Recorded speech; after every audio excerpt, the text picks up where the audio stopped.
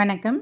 இன்றைக்கி ஜானூஸ் கிச்சனில் நல்ல சாஃப்டாக பஞ்சு மாதிரியான கல் தோசைக்கு ஏற்ற மாதிரி ஒரு சைட் டிஷ்ஷு பாம்பே சட்னி செய்யலாம். நான் அதை செய்கிறதுக்காக ஒரு பாத்திரத்தில் ஒரு ஸ்பூன் எண்ணெய் ஊற்றியிருந்தேன். எண்ணெய் காஞ்சதும் அதில் கொஞ்சமாக கடுகு போட்டுக்கிறேன், உளுத்தம்பருப்பு, சீரகம் போட்டுக்கிறேன். இதெல்லாம் வெடித்து கொஞ்சம் செவந்து வரட்டும். இப்போ இது கூட ஒரு கைப்பிடி நிறைய வெங்காயம் பொடியாக நறுக்கி வச்சுருந்தேன், அதையும் சேர்த்துக்கிறேன். சேர்த்துட்டு இந்த மாதிரி கலந்து விட்டுட்டு கொஞ்சமாக கருவேப்பிலை சேர்த்துக்கலாம். காரத்துக்கு 2 பச்சை மிளகாவை பொடிப்பொடியாக நறுக்கி வச்சுருந்தேன், அதையும் சேர்த்துக்கிறேன். ஒரு சின்ன துண்டு இஞ்சி பொடிப்பொடியாக நறுக்கி அதையும் சேர்த்துக்கலாம். சேர்த்துட்டு இந்த மாதிரி ஒரு 2 நிமிஷம் வதக்கி விட்டுட்டு இதில் வரமிளகா 4 வரமிளகா கிள்ளி போட்டிருக்கேன், சேர்த்து நல்லா கலந்து விட்டுடுறேன்.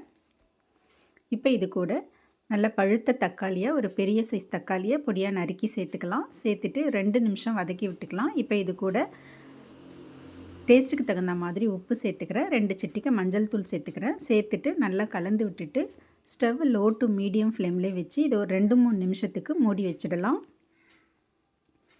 இப்போ ஓப்பன் பண்ணிவிட்டு இது நல்லா சாஃப்டாக ஆகியிருக்கும் காயெல்லாம். இந்த நேரத்தில் இதில் காரம் சேர்த்துக்கலாம். நான் கலருக்காக காஷ்மீரி மிளகாய்த்தூள் கொஞ்சமும், காரத்துக்காக சாம்பார் பொடி 1 ஸ்பூனும் சேர்த்துருக்கேன். நம்ம ஏற்கனவே வரமிளகாய் பச்சை மிளகாய் எல்லாம் சேர்த்துருக்கோம். சாம்பார் பொடி 1 ஸ்பூன் போட்டால் போதும். இப்போ இதில் தண்ணி சேர்த்துக்கலாம். தண்ணி கொஞ்சம் நிறையவே சேர்த்துக்கலாம். நான் 1/4 லிட்டர் அளவுக்கு தண்ணி சேர்த்துருக்கேன். சேர்த்துட்டு நல்லா கலந்து விட்டுடுறேன். கலந்து விட்டுட்டு ஸ்டவ்வை மீடியம் ஃப்ளேம்லேயே வச்சு இதை மூடி போட்டு ஒரு 4-5 நிமிஷத்துக்கு கொதிக்க வச்சுக்கலாம். இப்போ ஓப்பன் பண்ணிவிட்டு இதில் கடலை மாவு கரைச்சி ஊற்றணும். நான் 1 டேபிள் ஸ்பூன் நிறைய கடலை மாவு எடுத்திருக்கேன். அதில் தண்ணி ஊற்றி கட்டி எதுவும் இல்லாமல் இந்த மாதிரி கரைச்சிக்கிறேன். கரைச்சிக்கிட்டு அதில் சேர்த்துக்கலாம். சேர்த்துட்டு நல்லா கலந்து விட்டுடலாம்.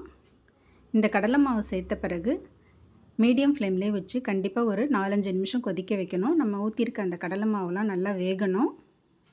இப்போ நல்லா கொதிச்சிருச்சு. இதில் கடைசியாக கொஞ்சமாக லெமன் பிழிஞ்சு விட்டுக்கிறேன்.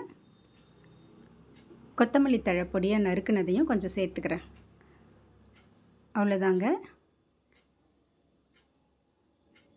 ஒரு பக்காவான சைட் டிஷ் ரெடி ஆகிடுச்சு. இது பாம்பே சட்னினும் சொல்லலாம், கடலை மாவு சாம்பார்னும் சொல்லலாம். இப்போ தோசை தவா காஞ்சதும் அதில் இந்த மாதிரி மெத்துன்னு தோசை ஊற்றிக்கலாம். கொஞ்சம் கனமாக ஊற்றிக்கலாம் கல் தோசை. மீடியம் ஃப்ளேம்லேயே வச்சு இந்த தோசையை சுட்டு எடுத்துக்கலாம். சுற்றி கொஞ்சம் எண்ணெயும் சேர்த்துருக்கேன். நல்லா செவக்க விட்டு எடுத்துக்கலாம் தோசை. இது நல்லா பஞ்சு மாதிரி சாஃப்டாக இருக்கும் சாப்பிட்றதுக்கு. இந்த மாதிரி தோசையை சுட்டுட்டு அது மேலே இந்த பாம்பே சட்னியை பரவலாக ஊற்றிக்கலாம். இந்த சட்னி நல்லா தக்காளி லெமன்லாம் போட்டிருக்கிறதுனால நல்லா புளிப்பாக டேஸ்ட்டாக இருக்கும். இந்த தோசைக்கு நல்லா பெஸ்ட்டு காம்பினேஷனாக இருக்கும்.